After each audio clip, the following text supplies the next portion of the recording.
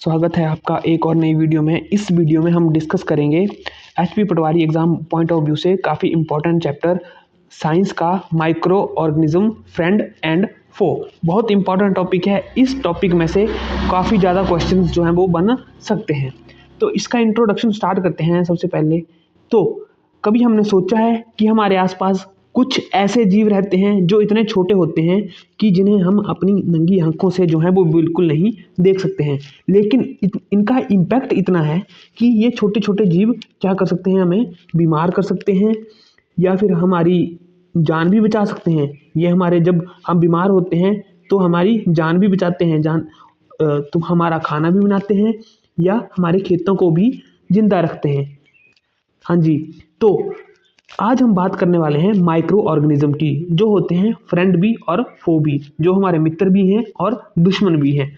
तो इस वीडियो में हम जानेंगे कि माइक्रो ऑर्गेनिज्म क्या होते हैं, ये कहाँ कहाँ रहते हैं, ये रहते कहाँ कहाँ हैं, कैसे ये हमारे दोस्त हैं, कैसे ये हमारे दुश्मन हैं, और फूड प्रिजर्वेशन का साइंस और नाइट्रोजन फिक्सेशन और नाइट्रोजन साइकिल, जो नेचर का सबसे पावरफुल सिस्टम है फोटोसिंथेसिस की तरह, उसको भी जानेंगे।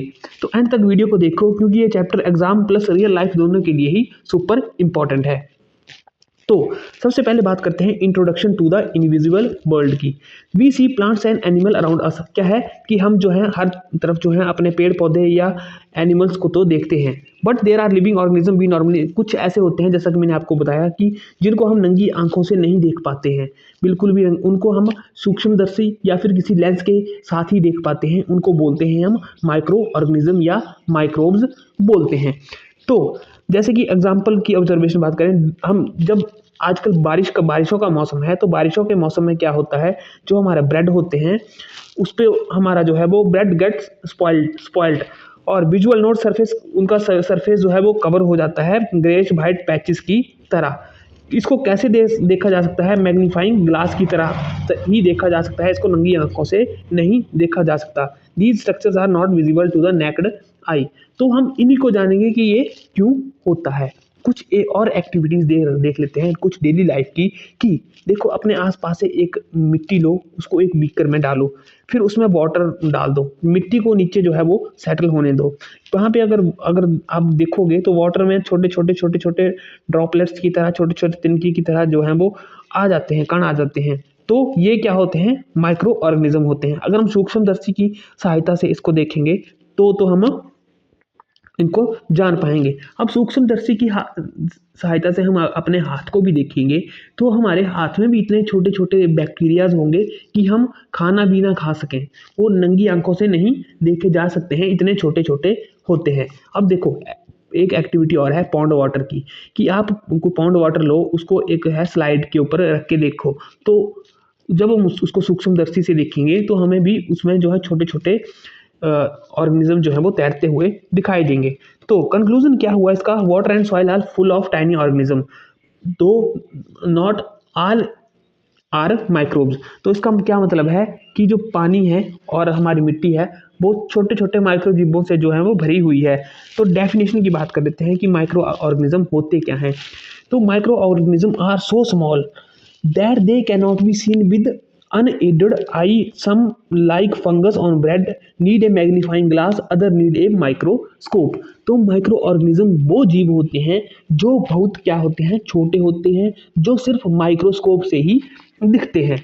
क्लियर है ये डेफिनेशन याद होनी चाहिए, एग्जाम पॉइंट ऑफ व्यू से काफ़ी इंपॉर्टेंट है।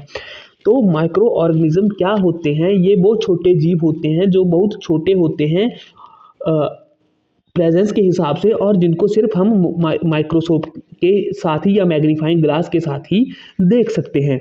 तो जिनके मेन टाइप्स की बात करें तो फॉर एग्जांपल आगे हमारे बैक्टीरिया आगे, फंगी आएंगे, प्रोटोजोआ आगे, एल्गाई आगे, या फिर कोई वायरस आ गया। क्लियर है। तो ये क्या हुए, हमारे जो है माइक्रो ऑर्गेनिज्म हुए। तो क्लासिफिकेशन की बात करें तो हमने बात कर ली बैक्टीरिया, जिनमें आते हैं स्पाइरल बैक्टीरिया और रॉड शेप बैक्टीरिया। ये स्पाइरल बैक्टीरिया और रॉड शेप बैक्टीरिया का एग्जांपल आ गया।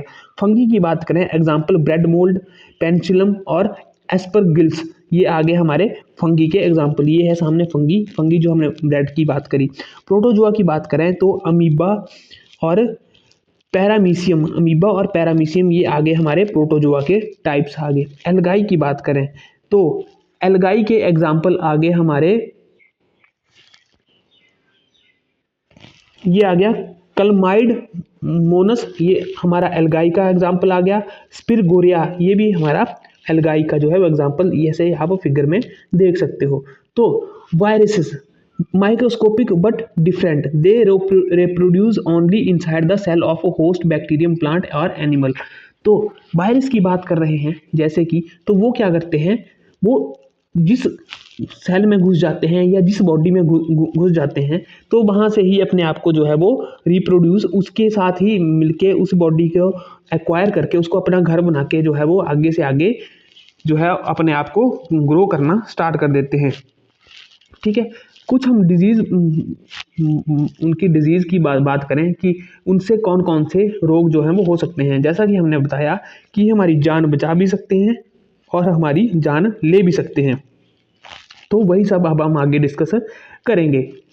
अब रियल लाइफ से एक एग्जांपल देखते हैं हम सबसे पहले। अगर हम दूध को खुला छोड़ देते हैं, रात को खुला छोड़ दिए, सुबह खुला छोड़ दिया, तो क्या हो जाता है, वो खराब हो जाता है, दूध खराब हो जाता है। क्यों खराब होता है, ये काम कर देते हैं हमारे बैक्टीरिया। ये काम कौन करता है, बैक्टीरिया कर देता है हमारा, ये काम कर देते हैं हमारे बैक्टीरिया कर देते हैं। बैक्टीरिया की वजह से खुला दूध छोड़ने पर जो है वो खराब हो जाता है। ठीक है, डिजीज एसोसिएशन, वायरस से क्या होता है, हमें कोल्ड, इन्फ्लुएंजा, फ्लू हो सकता है, पोलियो हो सकता है, चिकन पॉक्स हो सकता है। प्रोटोजोआ से क्या हो सकता है, डायसेंट्री हो सकती है, मलेरिया हो सकता है। बैक्टीरिया से टाइफॉइड और ट्यूबरक्लोसिस हो सकता है। इसको हम आगे डिस्कस करेंगे एक विस्तृत टेबल में। ठीक है, तो habitat and friendly microbes food. तो आगे क्या है कि where do micro organism live, ये रहते कहाँ हैं, ये रहते कहाँ हैं, where do they live. Single celled bacteria, some algae, protozoa और multi cellular fungi एल्गाए।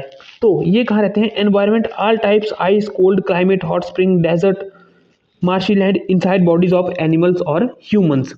Friendly organism कहाँ रहते हैं, जैसे फ्रेंडली ऑर्गेनिज्म कौन कौन से होते हैं, मेकिंग कर्ड, जैसे हमारा दूध से दही बनता है। Milk is turn to curd by bacteria, कौन से बैक्टीरिया द्वारा होता है, की बैक्टीरियम लैक्टोबैसिलस जिसका नाम होता है, important exam point of view से। It promotes formation of curd by multiplying in milk, तो ये इंपॉर्टेंट है। हमने रेस्पायरेशन पिछले टॉपिक में स्टडी किया था। तो देखो, making bread and fermentation, yeast reproduce rapidly plus produce carbon dioxide during respiration. Bubble of gas fill the dough, increase volume using baking industry, bread, pastries और केक। तो ये क्या है, हमारा रेज्ड मैदा का एक एग्जाम्पल है जो यहाँ दिखाया गया है।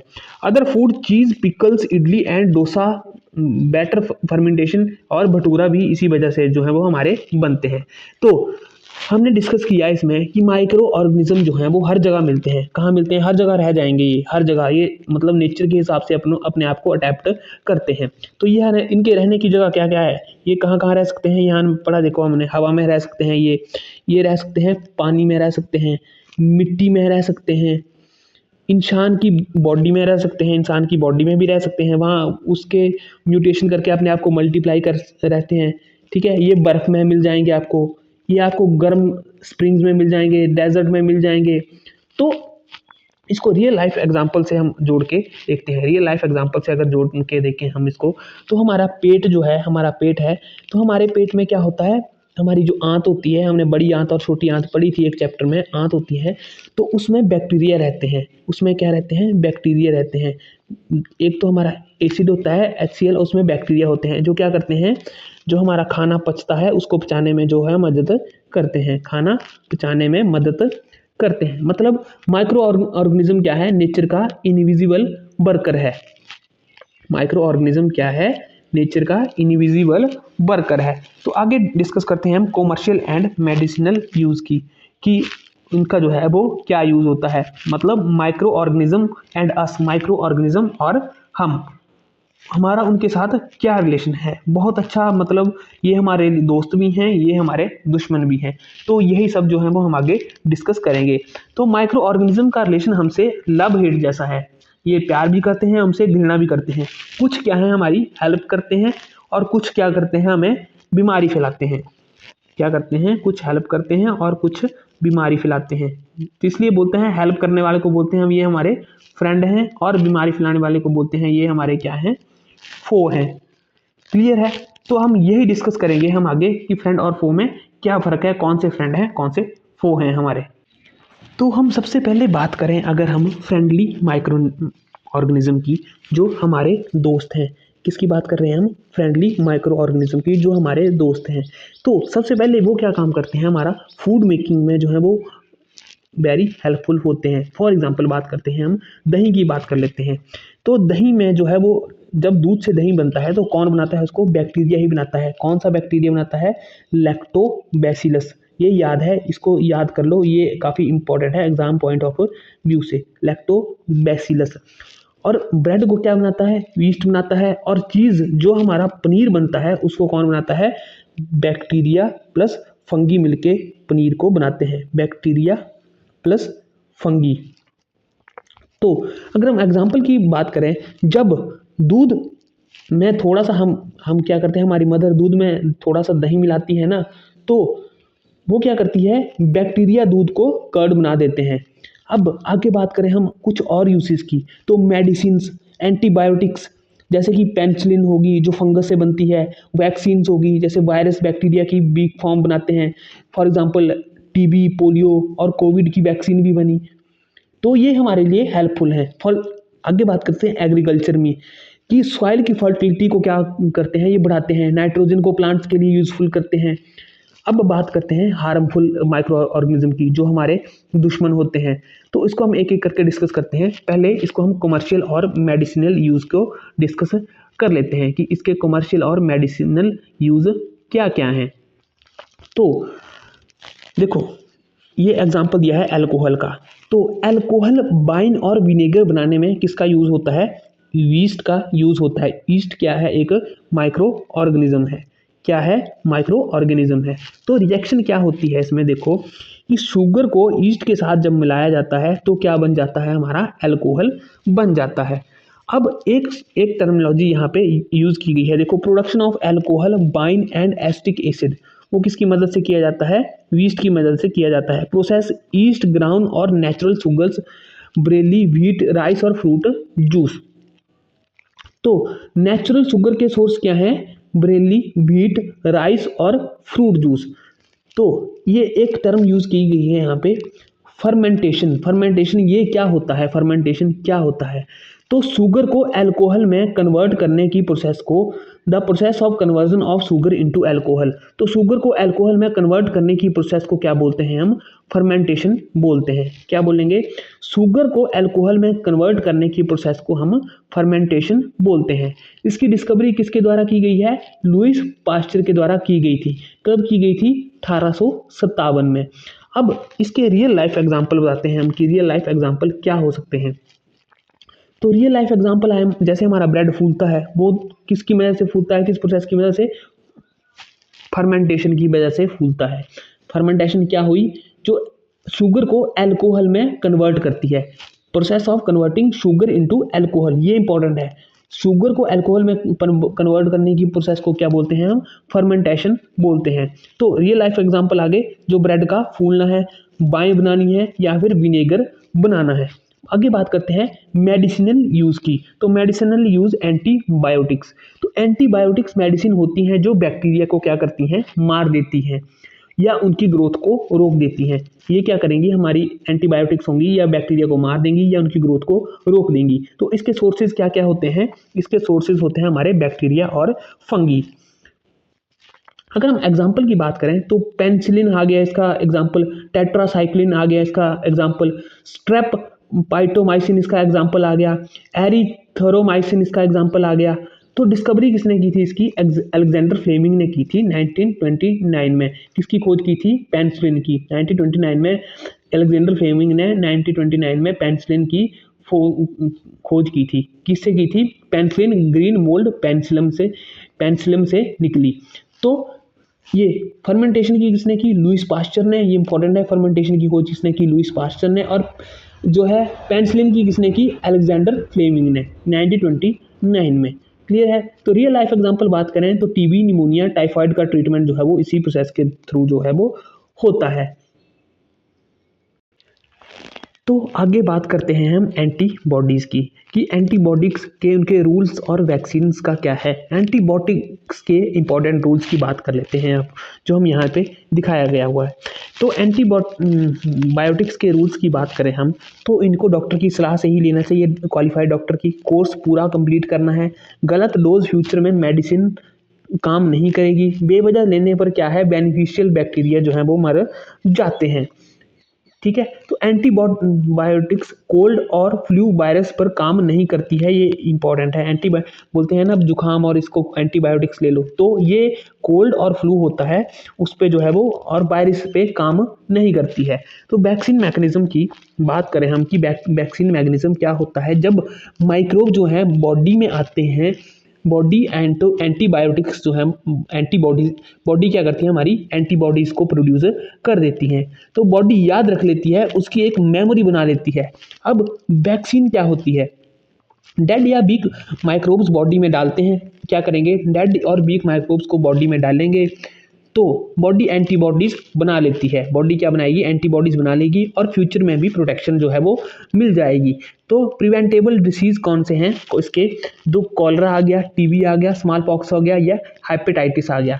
अब बात करते हैं एडवर्ड जेनर की। एडवर्ड जेनर काफ़ी इंपॉर्टेंट है, ये याद रखना है। 1798 में तो एडवर्ड जेनर ने क्या किया था, स्मॉल पॉक्स की जो है वो वैक्सीन जो है वो डिस्कवर की थी। आज स्मॉल पॉक्स दुनिया से एक बार के लिए ख़त्म हो चुका है, लेकिन पहले इसको बहुत खतरनाक बीमारी जो है वो माना जाता था। Pulse polio program, polio drops vaccine, small pox eradication world wide.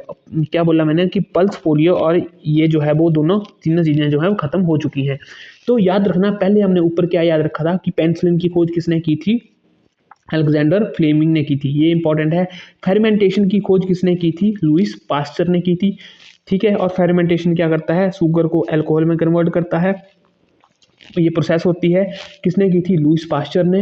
Alexander Fleming ने की आपकी पेनिसिलिन की खोज। और तीसरा हमारा आया एडवर्ड जेनर ने स्मॉल पॉक्स के वैक्सीन की खोज 1798 में की थी। आगे बात करते हैं हम soil fertility and cleaning the environment की। तो सॉइल फर्टिलिटी की बात करते हैं, तो कुछ ऑर्गेनिज्म हमारे जो हैं वो छोटे ऑर्गेनिज्म क्या होते हैं, वो नाइट्रोजन फिक्सर्स होते हैं। ठीक है, इसके कुछ एग्जाम्पल हैं, साइनोबैक्टीरिया, ब्लू ग्रीन एल्गाई जो यहाँ पे दिखाया हुआ है। ये क्या करते हैं, एटमॉस्फेयर की नाइट्रोजन को सॉइल में कन्वर्ट करते हैं। क्या करेंगे, एटमॉस्फेयर की नाइट्रोजन को सॉइल में कन्वर्ट करेंगे। रियल लाइफ एग्जांपल की बात करें तो पैडी फील्ड में ब्लू ग्रीन जो है वो एल्गाई हमारी जो है वो पाई जाती है। क्लीनिंग द एनवायरनमेंट एक्टिविटी, इसको डिस्कस कर लेते हैं कि इसमें क्या है। तो इस एक्टिविटी को मैं थोड़ा सा आपको समझाता हूँ। तो पॉट ए में क्या है, ये हमारा पॉट ए है, इसमें क्या है, प्लांट वेस्ट है। और पॉट बी में क्या है, हमारा प्लास्टिक या ग्लास वेस्ट है। तो इसमें क्या हो जाएगा, हमारे माइक्रोब्स जो हैं वो एक्ट कर जाते हैं, और 3-4 वीक में ये क्या बन जाता है, हमारा मैन्योर बन जाता है, खाद बन जाती है।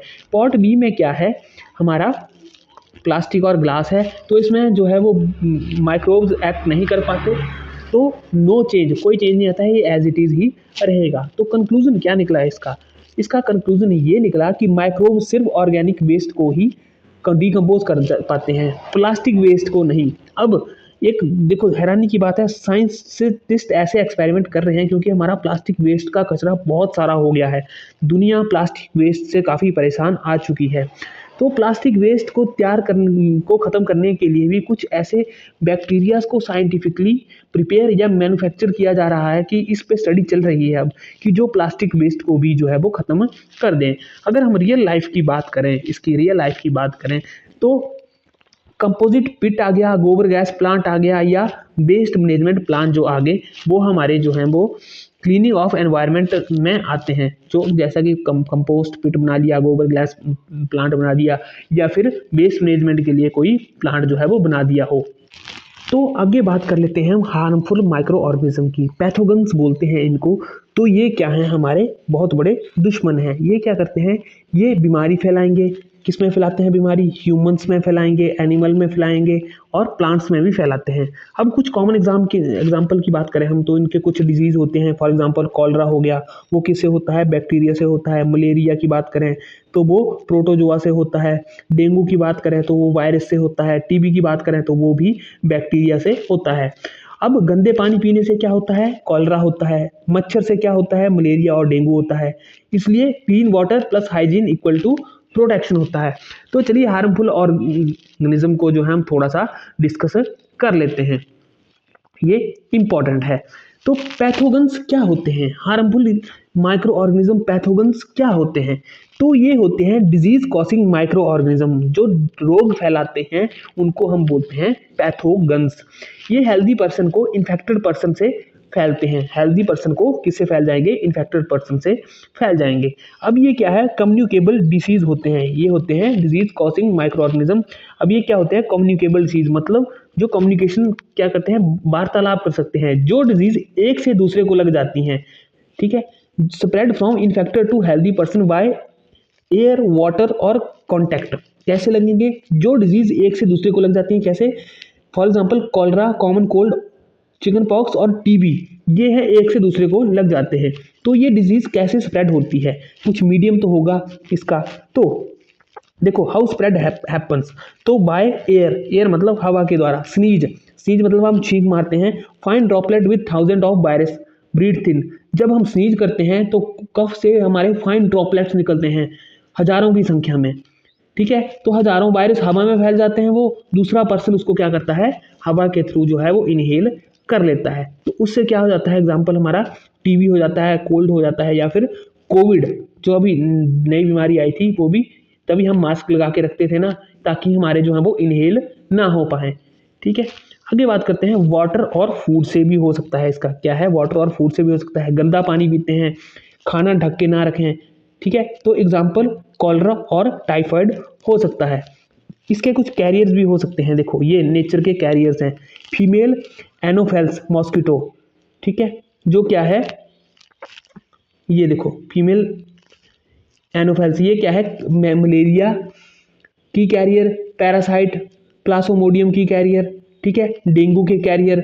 अब बात करते हैं हाउस फ्लाई की। तो हाउस फ्लाई क्या करती है? ये हमें पता है गार्बेज पे बैठ जाती है, कूड़े कचरे पे बैठ जाती है। पैथोगन्स इसके पैरों में चिपक जाते हैं, वो हमारे फूड पर बैठ जाती है। तो फूड पर बैठने से क्या है? पैथोगन्स को फूड में छोड़ देती है, ठीक है। तो इसके लिए एडवाइस क्या है कि हम फूड को जो है वो ढक के रखें। ये हमारी कॉमन जैसी चीज़ें हैं।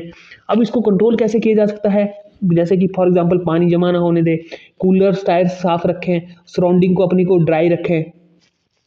क्लियर है? ये है, देखो mosquitoes breed in water, do not let water collect tyres, coolers, tower pots, example surround dry. अब बात करते हैं कॉमन ह्यूमन डिजीजेस की, ठीक है। तो कॉमन ह्यूमन डिजीजेस क्या होते हैं? ट्यूबरक्लोसिस, ये इंपॉर्टेंट है, इस टेबल को याद रख लें, यहाँ से क्वेश्चन बन जाता है। तो ये कैसे होते हैं? ये क्वेश्चन एग्जाम में बन जाता है। तो कौन से पैथोगन की वजह से होते हैं, कौन से माइक्रो ऑर्गेनिज्म की वजह से होते हैं, ये इंपॉर्टेंट है। पैथोगन कौन सा होता है इसका? बैक्टीरिया। जो माइक्रो ऑर्गेनिज्म किसकी वजह से फैलता है? ट्यूबरक्लोसिस बैक्टीरिया की वजह से। किसके थ्रू होता है? एयर के थ्रू होता है। इसको प्रिवेंशन क्या है? आइसोलेशन और वैक्सीनेशन, कि पेशेंट को आइसोलेशन में रखो, उसको अकेला रखो और उसको वैक्सीन टाइम टू टाइम देते रहो, ठीक है। हम बात करते हैं मीसेल्स की, चिकन पॉक्स की, पोलियो की, कॉलरा की या टाइफाइड की। तो मीसेल्स या चिकन पॉक्स की बात करें हम, तो ये किससे होते हैं? ये हमारे होते हैं वायरस से, वायरस से होते हैं। और इसका एयर कांटेक्ट और वाटर में, एयर कांटेक्ट से, ठीक है, एयर से या फिर कांटेक्ट वाटर से ये जो हमें फैल सकते हैं। तो इसको भी आइसोलेट कर दो पर्सन को जिसको है, और वैक्सीनेशन और सूटेबल एज के हिसाब से उसको वैक्सीनेट कर लो। अगर बात करते हैं कॉलरा और टाइफाइड की, तो कॉलरा और टाइफाइड भी हमारे जो है वो बैक्टीरिया के थ्रू जो है वो फैलते हैं। तो ये इसकी जो मीडियम है वो कैसे हैं? ये वाटर के थ्रू या भोजन के थ्रू जो है वो फैल सकते हैं। तो इसको वो करने के लिए क्या है, प्रिवेंशन क्या है कि पर्सनल हाइजीन रखनी है, सैनिटरी हैबिट रखनी है, जो पानी है वो बॉयल करके पीना है, कुक्ड फूड खाना है और वैक्सीनेशन करवानी है साथ में। अब बात करते हैं हेपेटाइटिस ए की। तो ये भी किससे फैलता है? ये भी वायरस के थ्रू फैलता है। कैसे फैलता है? वाटर से फैलता है। तो इसके लिए क्या करना है? बॉइल्ड वाटर पीना है और वैक्सीनेशन करवानी है। मलेरिया की बात करें तो मलेरिया फैलता है प्रोटोजोआ से, इसका मीडियम ट्रांसमिशन का मीडियम क्या है, जो है वो मॉस्किटो है। क्लियर है। तो use mosquito nets, repel nets और spray insecticides control breeding. Clear है। तो ये इंपॉर्टेंट है, ये टेबल इतना इंपॉर्टेंट है कि यहाँ से जो है वो कोई ना कोई क्वेश्चन बन ही सकता है। अब हम बात करते हैं मलेरिया कैसे फैलता है, मॉस्किटो की वजह से फैलता है, मच्छर की वजह से फैलता है, लेकिन उसके पीछे माइक्रो ऑर्गेनिज्म क्या होता है, प्रोटोजोआ होता है, वो काफ़ी इंपॉर्टेंट है। इसके पीछे माइक्रो ऑर्गेनिज्म क्या होता है, प्रोटोजोआ होता है। यहाँ से क्वेश्चन पूछ लिया जाता है, ट्यूबरक्लोसिस बैक्टीरिया से, ठीक है, कॉलरा और टाइफॉइड बैक्टीरिया से फैलेगा, जैसे चिकन पॉक्स है वायरस से फैलेगा, और हेपेटाइटिस ए जो है वो वायरस से फैलेगा। क्लियर है। तो एग्जाम टिप ये है कि वायरस एंटीबायोटिक्स का काम नहीं करती हैं, वैक्सीन से प्रिवेंशन होता है। अब बात करते हैं डिजीज इन एनिमल्स की, ये इंपॉर्टेंट है, ये टेबल काफ़ी इंपॉर्टेंट है। क्वेश्चन एग्जाम में क्वेश्चन ऐसे पूछा जाता है कि हेपेटाइटिस ए किसकी वजह से फैलता है, वायरस की वजह से, इसका मीडियम कौन है, ट्रांसमिशन का मीडियम मैक्सिमम पानी के थ्रू ही फैलता है ये। क्लियर है। ट्यूबरक्लोसिस का किसके थ्रू फैलता है, बैक्टीरिया के थ्रू फैलता है, और इसका मीडियम क्या है, बाई एयर फैलता है। तभी देखा आजकल तो कम केसेस आते हैं इसके, जो टीवी होते थे पुराने टाइम में उसको जो जिसको होता था उसको एक अलग रूम में रख देते थे, और उसके बर्तन वगैरह सब कुछ अलग ही कर देते थे। अब बात करते हैं disease in animal and plants कि जो हमारे प्लांट्स, हमारे पेड़ पौधे और जानवरों में कौन कौन से जो हैं वो ये रोग फैला सकते हैं। ठीक है। तो अगर बात करें एनिमल्स की तो एंथ्रैक्स, तो एंथ्रैक्स होता है caused by bacterium bacillus anthracis. Human और कैटल दोनों को हो सकती है ये बहुत डेंजरस होती है। ये किसने डिस्कवर की थी, रॉबर्ट कोच ने डिस्कवर की थी। कब डिस्कवर की थी, 1876 में की थी। ठीक है। ये क्या है, बैक्टीरियम जो है वो काफ़ी, बैसिलस एंथ्रिक्स ये काफ़ी डेंजरस हो सकती है, ह्यूमन और कैटल दोनों को हो सकती है ये। ठीक है। क्या है देखो, food and mouth disease cattle में होती है, बाइल्स की वजह से होती है, और मुंह और पैर में क्या हो जाते हैं, छाले हो जाते हैं। ठीक है। क्या होगा इसमें कि फूड और माउथ डिसीज है, कैटल में होती है, वायरस की वजह से होती है, और मुंह और पैर में जो है वो मुंह और पैर में क्या हो जाएंगे, छाले हो जाएंगे। अब बात करते हैं डिजीज इन प्लांट्स की माइक्रोब्स प्लांट्स की क्या कर देते हैं, ईल्ड कम कर देते हैं। क्या करते हैं, ईल्ड कम कर देते हैं। कैसे कम कर देते हैं, अब जैसे देखो सिट्रस कैंकर, ये क्या करेगा, कौन से माइक्रोब की वजह से फैलता है, बैक्टीरिया की वजह से। अब इस कैसे फैलता है, एयर की थ्रू फैलता है। ये क्या करेंगे, ईल्ड कम कर देते हैं। ईल्ड इन द सेंस मतलब उन पे जो फ्रूट्स वगैरह लगते हैं, या फिर जो उनके प्रोसेसिंग होती है, उनके आगे बढ़ने की क्षमता होती है, उसको थोड़ा सा ख़त्म कर देते हैं। अब रस्ट ऑफ व्हीट में जैसे वो लग जाती है, रस्ट लग जाती है, तो किसकी वजह से होती है, फंगी की वजह से होती है।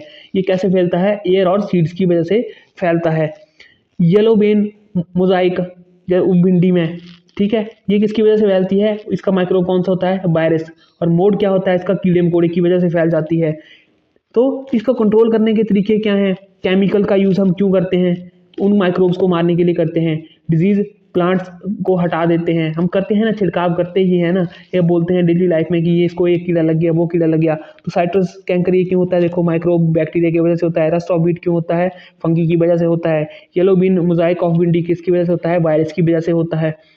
तो माइक्रोब्स जो हैं, जो हार्मफुल होते हैं, वो हर जगह हमारे लिए कोई ना कोई नुकसान जो है वो पैदा करते रहते हैं। अब बात करते हैं फूड पॉइजनिंग की। तो जब हम माइक्रोब्स से स्पॉइल्ड फूड खाते हैं, फूड पॉइजनिंग की, due to consumption of food spoiled by micro organism, जो हम माइक्रोब्स से इन्फेक्टेड फूड खाते हैं तो माइक्रोब्स टॉक्सिक सब्सटेंस बनाते हैं। क्या बनाएंगे, टॉक्सिक सब्सटेंस बना देते हैं, और सीरियस इलनेस या डेथ भी हो सकती है। तो गोल फूड को प्रिजर्व करना ताकि स्पॉइल ना हो। फूड प्रिवेंशन मेथड की बात कर लेते हैं। अब देखो chemical method, salt and edible oils. Chemical method आगे, सॉल्ट एंड एडिबल ऑयल्स। तो केमिकल कौन से आगे, सोडियम बेंजोनेट और सोडियम मेटाबी सल्फाइड। तो यूज्ड इन जैम्स और स्क्वैशेस। तो जैम्स और स्क्वैशेस में ये जो है वो यूज होता है हमारा केमिकल। अब मेथड 2 की बात करें, कॉमन सॉल्ट की, तो मीट फिश को ड्राई सॉल्ट से कवर कर देते हैं हम। क्या करते हैं, मीट और फिश को जो है वो ड्राई सॉल्ट से कवर कर देते हैं। आंवला, रॉ मैंगो और टामरिंड। साल्ट माइक्रोब्स का पानी खींच लेते हैं और माइक्रोब्स जो हैं वो मर जाते हैं। क्या करते हैं, साल्ट माइक्रोब्स का पानी खींच लेते हैं और वो मर जाते हैं, इसलिए उनको उससे कवर कर देते हैं। Method 3 sugar. अब शुगर क्या करती है, शुगर मॉइस्चर कम कर देती है और वहाँ पे बैक्टीरिया जो है वो ग्रो नहीं कर पाते हैं। तो जैम्स, जेली और सिक्वेसिस में जो है वो हमारी शुगर जो है यूज होती है।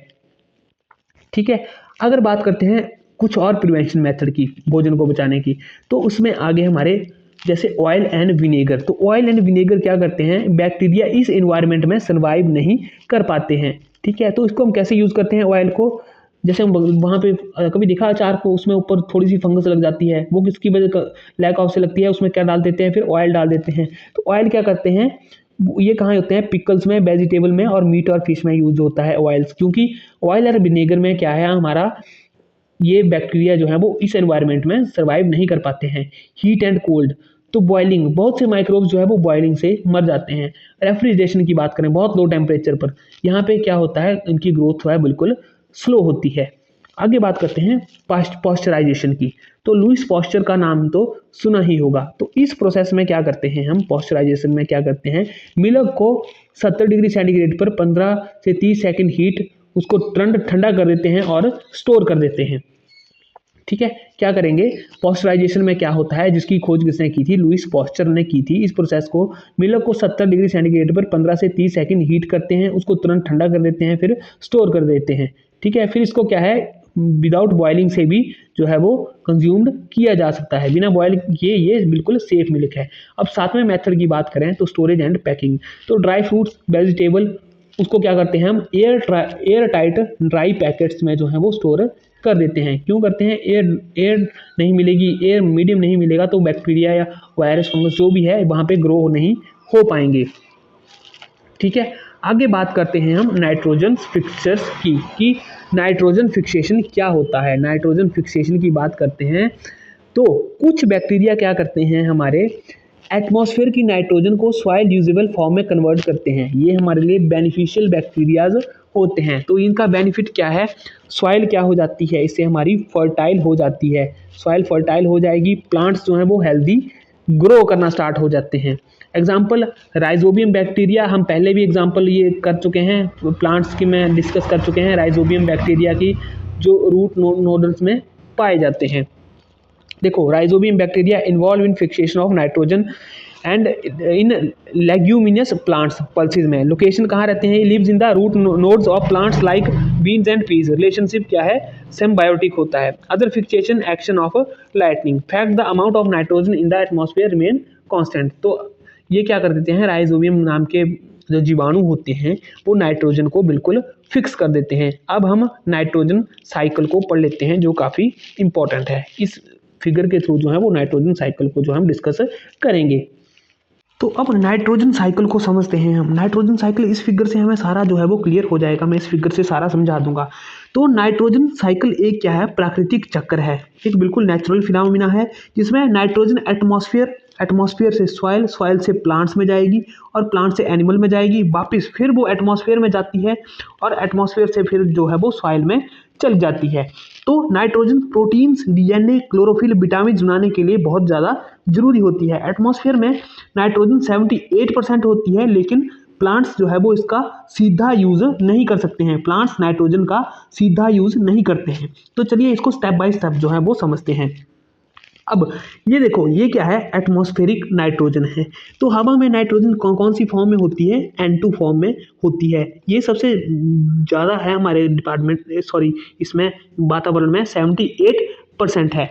ठीक है, लेकिन प्लांट्स क्या है, इसको डायरेक्ट यूज़ नहीं कर पाते हैं, इसको प्लांट्स डायरेक्ट यूज नहीं कर पाते हैं। अब देखो, ये एरो लगा हुआ है, नीचे की तरफ जा रहा है, तो ये एरो क्या दिखा रहा है, nitrogen fixing bacteria blue green algae. Nitrogen fixing bacteria blue green algae fix nitrogen. तो nitrogen fixing bacteria blue green algae fix nitrogen, ये बैक्टीरिया क्या करता है, नाइट्रोजन गैस को फिक्स करते हैं। ये क्या करेंगे, नाइट्रोजन गैस को फिक्स करेंगे, मतलब नाइट्रोजन गैस है उसको उसके अनस्टेबल नाइट्रोजन कंपाउंड में तोड़ देते हैं। ये क्या करेंगे, उसको अनस्टेबल नाइट्रोजन कंपाउंड में तोड़ देंगे। क्लियर है।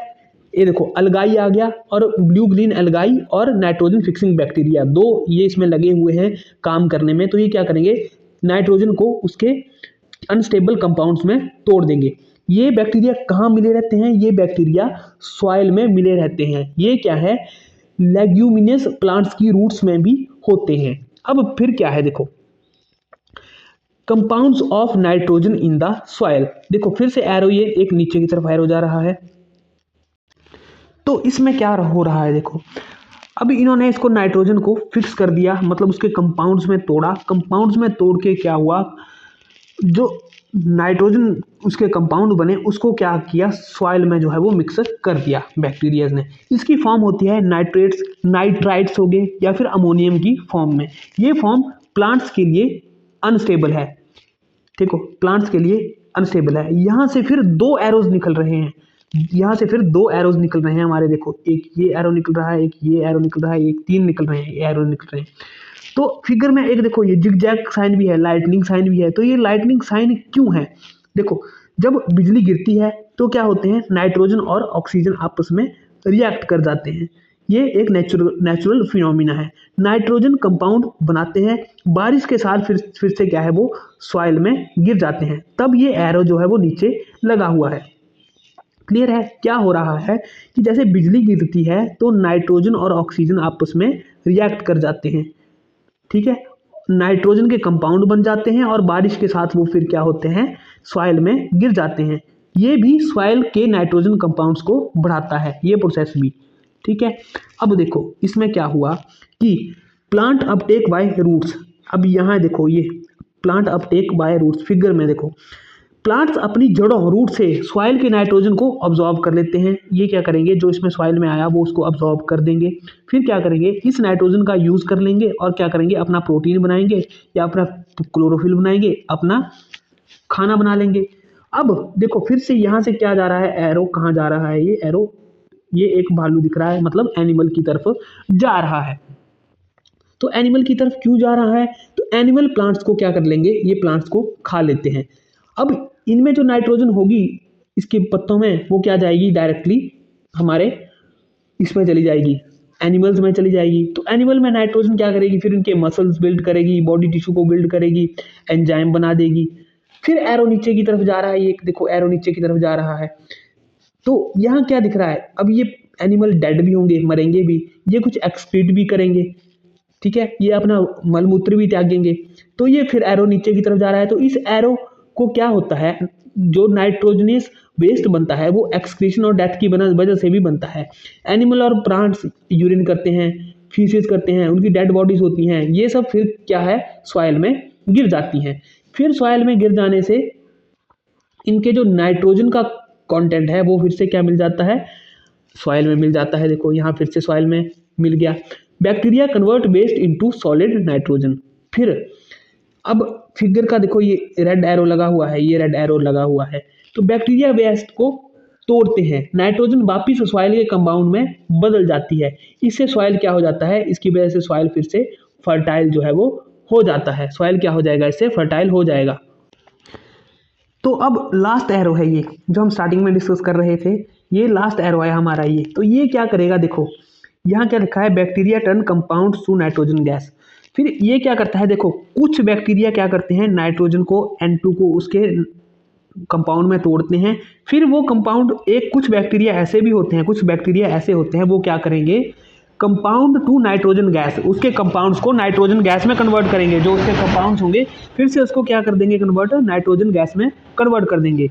ये गैस वापिस से एटमॉस्फेयर में चली जाएगी। फिर देखो यहाँ चली जाएगी, ठीक है, एटमॉस्फेयर में चली जाती है। तो साइकिल कंप्लीट हो रहा है ना हमारा। देखो एक कैसे, एटमॉस्फेयर आया हमारा, फिर एटमॉस्फेयर से फिर सॉइल में गए हमारे, ये दो प्रोसेसेस के थ्रू।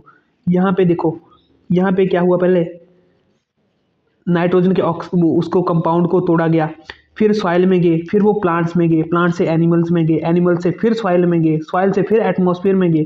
तो इस पूरे चक्कर को क्या बोलते हैं, हम नाइट्रोजन साइकिल कहते हैं। तो एक लाइन से याद करने का तरीका क्या है, fix soil, plant, animal, waste, soil और एयर, ठीक है। तो ये हमारा पूरा जो है वो नाइट्रोजन चक्कर को दिखाता है। क्लियर है कि नाइट्रोजन जो है वो कैसे कैसे यूज होती है और इसमें बैक्टीरियाज का रोल क्या क्या है। तो इस सब का यूसेज क्या है, क्यों हमने नाइट्रोजन फिक्स की, तो इसका बेनिफिट ये है कि हमारी सॉइल जो है वो फर्टाइल होती है, प्लांट्स हेल्दी ग्रो करते हैं, राइजोबियम बैक्टीरिया इसका मेन एग्जाम्पल है। क्लियर हो गया ये। तो यही सब है इसमें। इसके कुछ एमसीक्यूज बन सकते हैं। फॉर एग्जांपल, सूक्ष्म जीव माइक्रो ऑर्गेनिज्म क्या होते हैं, ये एक क्या होते हैं, ये उसको बोल सकते हैं हम कि इसका एक वन लाइनर आंसर देना हो तो बहुत छोटे जीव जो नंगी आंखों से नहीं दिखते हैं। सूक्ष्म जीव कहाँ पाए जाते हैं, ये हर जगह पाए जाते हैं, हवा, मिट्टी और शरीर में पाए जाते हैं। दही बनाने में कौन सा जो है बैक्टीरिया काम करता है, तो हमने बात की लैक्टोबैसिलस करता है। क्या करता है, लैक्टोबैसिलस करता है। ब्रेड और शराब बनाने में किसका यूज जो है वो होता है, तो किसका यूज होता है, ब्रेड और शराब बनाने में वीस्ट का यूज होता है। फर्मेंटेशन प्रक्रिया में क्या बनता है, तो उसमें देखा हमने शुगर प्लस क्या बनता है, ईस्ट बना के क्या बनाते हैं, एल्कोहल बनाते हैं। फर्मेंटेशन की खोज किसने की थी, फर्मेंटेशन की खोज की थी लुइस पॉस्चर ने। किसने की, लुइस पॉस्चर ने, ये हमने डिस्कस किया। फिर पेनिसिलिन कैसे प्राप्त होती है, वो फंगस से होती है, ऊपर हमने डिस्कस किया, जो हरा सा कंपाउंड आ जाता है उसके ऊपर। पेनिसिलिन की खोज किसने की, फ्लेमिंग ने की। एंटीबायोटिक्स किसके विरुद्ध काम करती है, बैक्टीरिया के विरुद्ध काम करती है, ये हमने डिस्कस किया। तो ये सब हम एमसीक्यू किसी एक सेपरेट वीडियो में जो है वो डिस्कस करेंगे जरूर। इनको एक सेपरेट वीडियो में एनसीईआरटी के जितने भी एमसीक्यूज हैं उसको हम डिस्कस करेंगे। तो फिलहाल इस वीडियो में इतना ही। माइक्रो ऑर्गेनिज्म, फ्रेंड एंड फो में तो मैंने डिटेल से समझाने की कोशिश की है, थोड़ा सा कॉम्प्लिकेटेड जैसा टॉपिक है, तो हम इसको समझने में पूरी ये है कि यहाँ से क्वेश्चंस बन सकते हैं। फिलहाल इस वीडियो में इतना ही, मिलते हैं अगली वीडियो में, तब तक के लिए जय हिंद, जय भारत, जय हिमाचल।